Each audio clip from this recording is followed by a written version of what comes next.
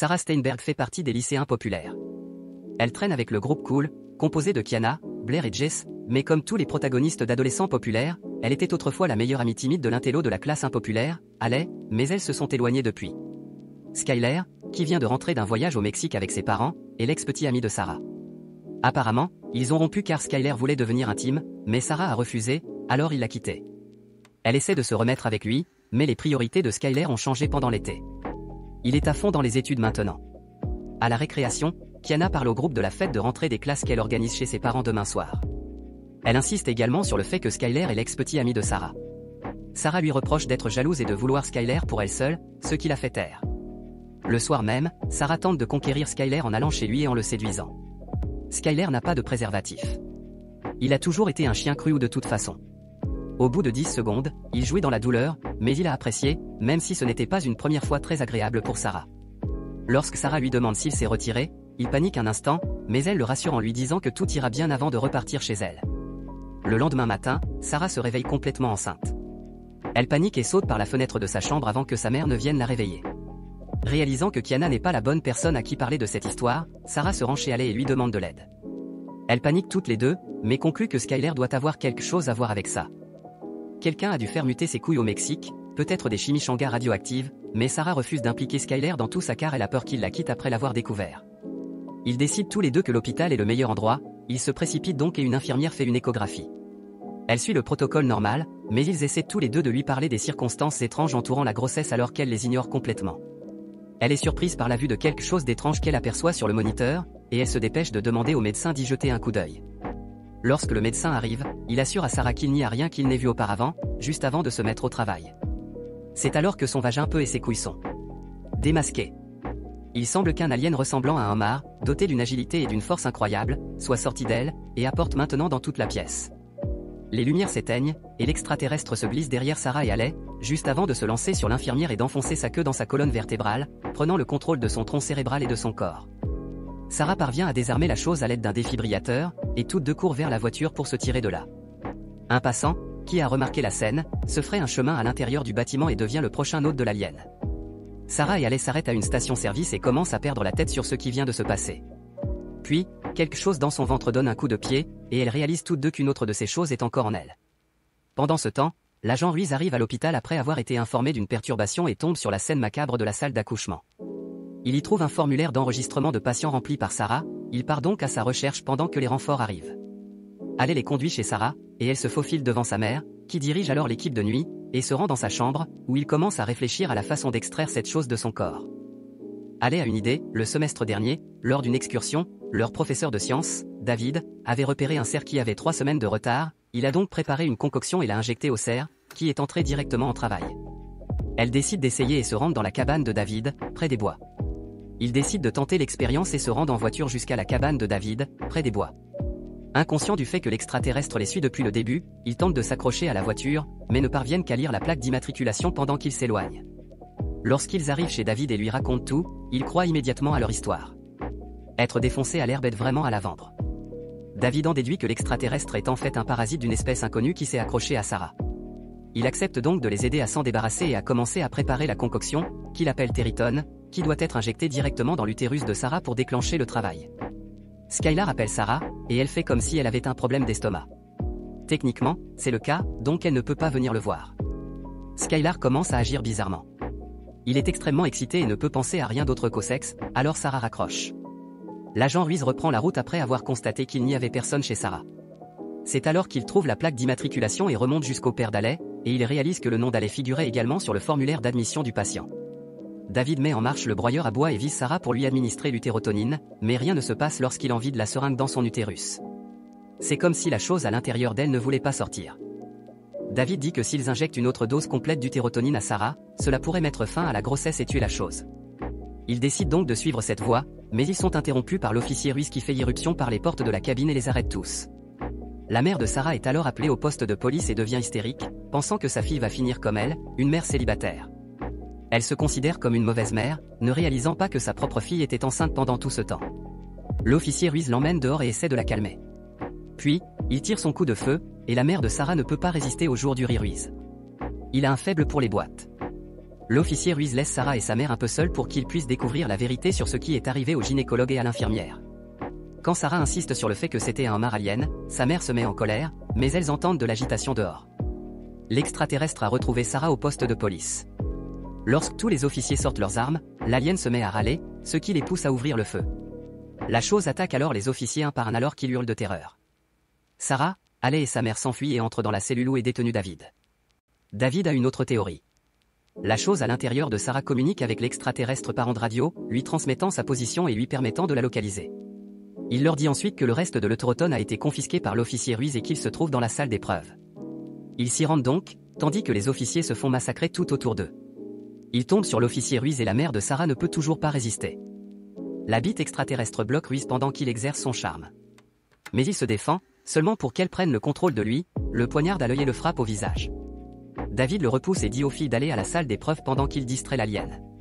Pour finalement mourir d'une mort atroce quelques secondes plus tard, alors que l'extraterrestre se ferait un chemin à travers la résistance. Les filles se précipitent pour trouver une empreinte de pouce qui déverrouillera la porte de la salle d'épreuve. Elles finissent par trouver la bonne, mais c'est trop tard. La mère de Sarah tente de se sacrifier en fermant la porte, mais l'extraterrestre prend le contrôle de celle-ci et entre dans la pièce en titubant et en faisant tomber Haley. Il se rapproche de Sarah et hurle, ce qui déclenche le travail. Elle éclate alors douloureusement une chose encore plus grande et plus moche ressemblant à un bal de fin d'année et perd connaissance à cause du traumatisme. Quand elle se réveille, elle est chez Skyler.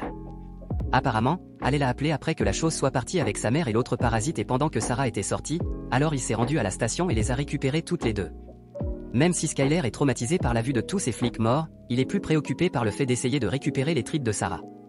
Sarah ne cesse de lui demander s'il était au courant du parasite extraterrestre et de ce qui s'est passé au Mexique, mais il ne cesse de détourner la question et de l'étouffer en lui proposant de la consoler avec du sexe, mais elle refuse encore et encore jusqu'à ce qu'il s'énerve et parte.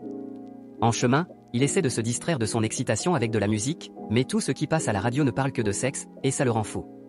Il doit F astérisque astérisque astérisque, il doit F astérisque astérisque astérisque, il va F astérisque astérisque astérisque. Juste à ce moment-là, Kiana se tire une balle pendant sa fête. Après avoir envoyé un message à Skyler sans réponse, elle décide de libérer les emojis.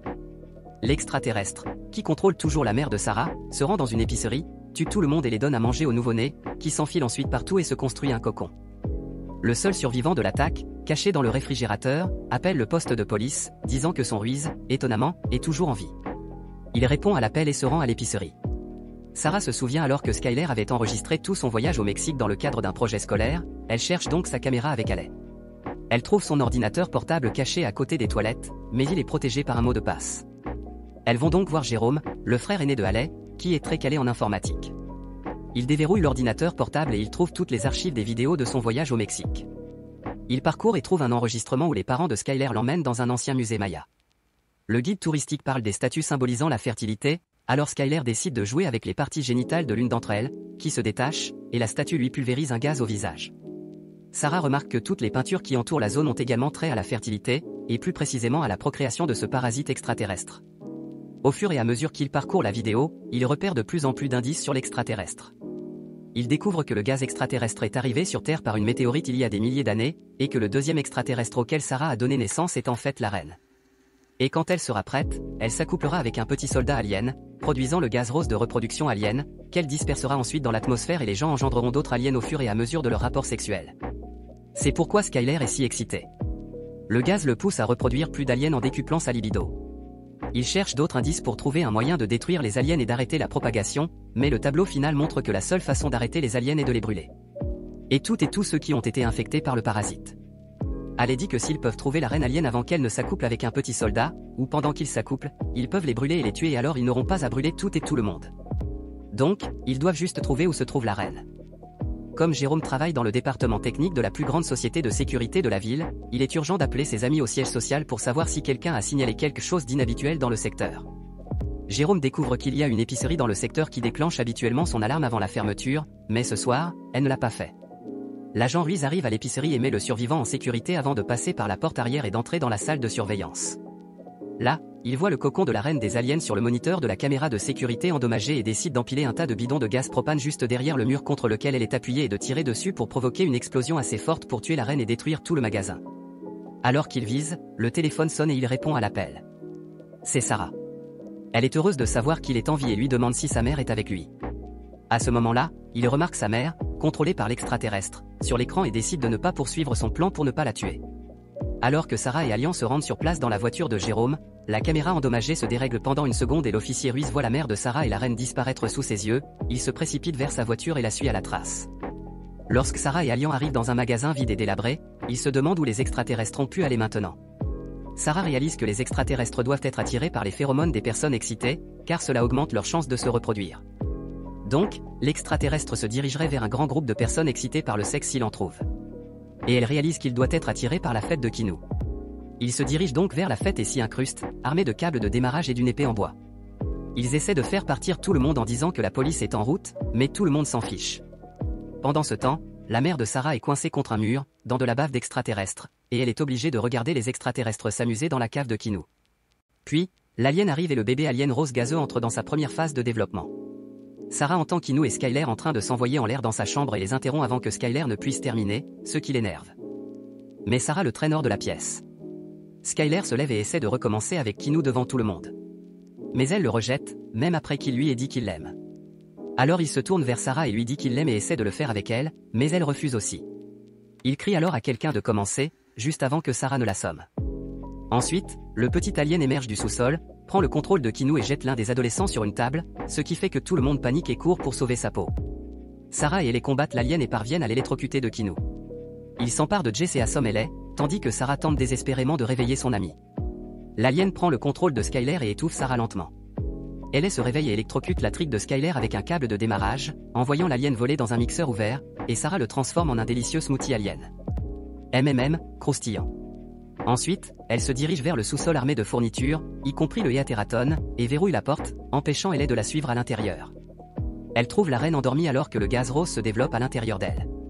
Elle libère sa mère du gluant alien et l'aide à sortir par la fenêtre du sous-sol.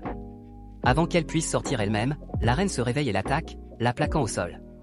Sarah bloque les mâchoires de la reine avec l'épée en bois et remarque que la reine a ouvert un tuyau de gaz. Elle essaie donc de prendre le briquet et de faire sauter toute la cave. Mais elle réalise alors qu'une meilleure option serait de neutraliser le gaz rose en jetant toutes les Héateraton dans la bouche de l'alien, tuant ainsi le processus de reproduction. Elle s'introduit dans la cave et aide Sarah à se relever alors que la reine explose. Sarah et Ellie redeviennent les meilleurs amis du monde, et l'agent Riz n'en démord pas Ruiz le borgne. Quant à Skyler, il est maîtrisé et chassé de la ville par Nick Cage et un autre malheureux dans la zone 69 de Black 2, où il pourra se traire autant qu'il le souhaite. Merci d'avoir regardé, allez voir nos autres vidéos et pensez à vous abonner pour en avoir plus. Nous aimons vous avoir sur notre chaîne.